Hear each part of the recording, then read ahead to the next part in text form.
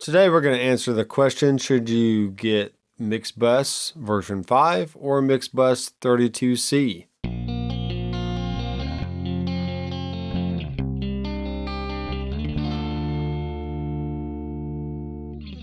Hey guys, welcome back to the channel. I am Dr. McFarland, and we're looking at two different versions of MIxbus. We have version 5, which looks like this, and we also have 32C, which we'll look at a little bit later. Kind of want to give you my thoughts and my workflow and just kind of show you my preferences, and maybe that'll help you make a decision on what's right for you. So I do like using the buses here, and I have the bus and the VCAs assigned to a keystroke. So if I hit B, it's going to get rid of the buses. If I hit V, it's going to get rid of the VCAs. That's going to free up my screen so I can see a lot more stuff. And the basic layout of version 5 is you have a very simple EQ right here. All right, so you have a high pass filter and you have 3 different bands to choose from, usually like a low, mid, and a high. And you also have the buses down here with the names on the actual buttons. So you don't really get confused on which one is which. You don't always have to be looking at the buses over here going, all right, what was number 4? That was keys. Okay, so you have to go back over here, choose keys. You don't have to do that because it's already there on the button. And everything is just a little bit bigger in version 5. If you're on a small screen, sometimes things are hard to see. But version 5 definitely makes it easier to see all your buses, your EQ. You still have your input and your compression down here that you can use for different stuff. You can still add plugins if you need to. We can go by creator. We can go down to Harrison and let's choose like a Legacy EQ. So if you need extra surgical EQing, you can go in here and you can move things around and do stuff like that. But I think for the most part, when you're getting a good mix, you're really just worried about fader levels, making sure your gain staging is correct. And then once you get your static mix, then you can start worrying about EQ and compression and kind of shaping the overall sound. But if you don't have a good static mix, then all the other stuff is kind of pointless, okay? That's just basics of recording and mixing anyways. You want to make sure you have good sounding tracks and don't even worry about EQ or compression until you get things balanced and, sounding right to your ears. You are able to double click on a track and make it either big or small like this, which is really cool. It says double click to toggle width, shift plus double click to toggle all widths. So I'm going to hold down shift and it makes everything big, and then do it again and it makes everything small. It's really neat. If you need to see things a little bit bigger, that kind of helps. And once you get things kind of organized, you can make it small again and not have to worry about taking up as much room on the screen. So I'm going to hit B. You can see that I have drums, bass, guitar, keys, background vocals, instrument verb, and vocal verb. Now, if you don't need 2 separate reverbs, maybe you want to use one of them for a delay. Maybe you have like a string quartet section that you want to send to its own bus. Usually 8 buses is more than enough for most mixes, unless you just want to get really crazy and, organize things on their own bus so you can take advantage of the tape saturation and stuff like that. So, or maybe you want to do parallel processing, which we'll look at in 32C. I do have my VCAs right here. So if I move the instrument fader, it's going to only move the instruments assigned to that fader. If I go full band, it's going to move all the instruments in the band. And then if I do vocal, it's only going to adjust the vocal. So if I want to make a certain mix, I can go in and just mute the vocals and just listen to the band for a little bit. Or I can solo the band and therefore it's going to automatically mute the vocal itself. So there's a lot of different ways that you can use VCAs to your advantage. And usually they're on, I have the keystrokes V and B, which is right next to each other on the keyboard. So I can just hit both at the same time and both pop up. I can hit them again and they're going to go away. That's what I like about version 5. It's just very clean. You can free up a lot of real estate on the screen by not having the track so wide. But now let's go over to MIxbus 32C and see what that looks like. Alright, so at first glance, 32C looks very similar. We still have all our channel strips here with our input trim, our compression.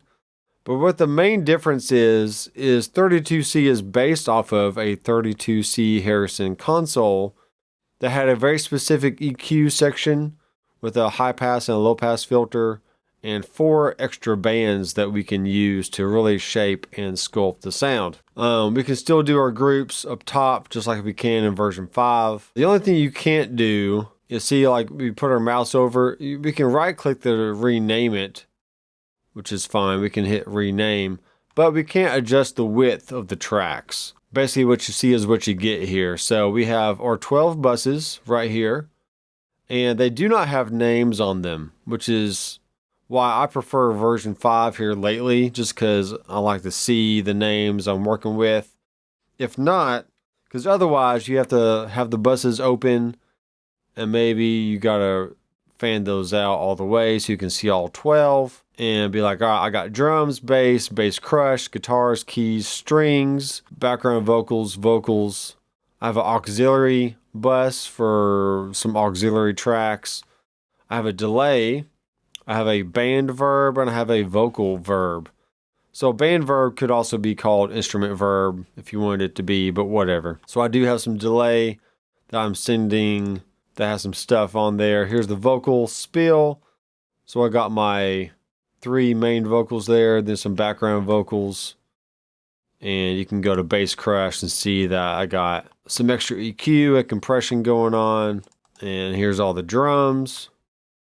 So it's fairly easy to see all that. So really, they're both pretty similar. But if you're needing some extra buses, then maybe 32C is the right choice for you, because you do have the options to have all these other buses available for whatever kind of routing that you think you need. But you just have to keep in mind that these little lights right here are very small, and sometimes they're hard to see. And that's really the only downfall with 32C is you really can't make it any bigger. I guess otherwise it would take up a lot more room on the screen. And you really just have to be very conscious of, all right, if you're used to having a certain bus setup where your drums are always in bus 1, bass is always in bus 2, maybe you've got a bus crush, or however your buses are set up, you just have to go over here and be like, all right, 1, that's always drums. 2, that's always bass. 3, that's always bass crush. 4 is guitars. 5 is acoustic or keys and strings and whatever else. So maybe 9 through 12 is always your auxiliary or your reverb delay buses. So you can kind of divide them up mentally in your head, and it's not a huge deal without having to see the names. And you can always go back to your buses and kind of refresh your memory. Be like, all right, yeah, drums, bass, bus crush, guitars, got it. So that's my first 4 right here, and I can assign, obviously I wouldn't want to do a vocal right there. So let's go over to the drums. I can see I have those assigned to bus 1, and then my guitars are assigned to bus 4, which is great. Here's my bass, which is assigned to bus 2 and 3, because I have a bass and a bass crush, which is like a parallel compression kind of thing, or just a parallel processing. That's really the main difference for me. If you're having a hard decision between version 5 and 32C, and you just want to keep things really simple, not really familiar with MIxbus just yet, but you want to get your feet wet, I say, save the money and go with just version 5. Once you get in there and you get used to how things are set up and where things are, I think you can fly through a mix pretty quick and get by with just 8 buses. You can always add as many VCAs in there as you want.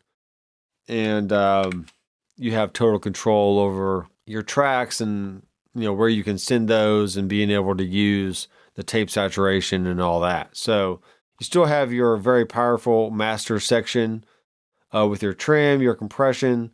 You have a limiter in there that usually I just turn my trim up until it starts hitting the limiter, then I back it off. Then you can hit tape saturation right there. You got your K system. You can always include other plugins, like I have a multi-band compressor on my master bus, just to kind of help keep things nice and tight and controlled. And that's about it. But if you're the kind of guy that wants a lot of extra options, wants to use the extra knobs and stuff on the EQ, and just go ahead and get 32C and be done with it. I think either way is money well spent. The editing is pretty powerful in here, and we can do a lot of things as far as zooming, and so that's pretty cool. You can really dive in deep to your tracks, and you can highlight stuff. And let's say we want to go D, and we want to bring levels down and bring them up, and hit G again and go over here and do the same thing. We can just do different stuff. There's a lot of videos in my series on how to do edits and how to zoom and just show all the different ways we can view MIxbus so it looks easy on the eyes, and we can get around the session pretty easy. We have all of our markers up here that we can see. You can do the same thing in version 5 as well. So don't let that be a deterrent for you. Don't think that they're drastically different. Both versions are great. They're going to make your mixes sound really good. As long as you apply the main concepts of gain staging and balancing your faders and applying some EQ and compression where needed, and your mix should come out really good. So if you are interested in learning more about recording and also gear and music theory, then I do have a membership available on my website, drmcfarlandstudios.com, where you can dive deeper into these 3 areas and be a more confident musician who is always ready for the studio and the stage. Be sure to check that out over at drmcfarlandstudios.com. I am Dr. McFarland. I will see you in the next video. Keep rocking.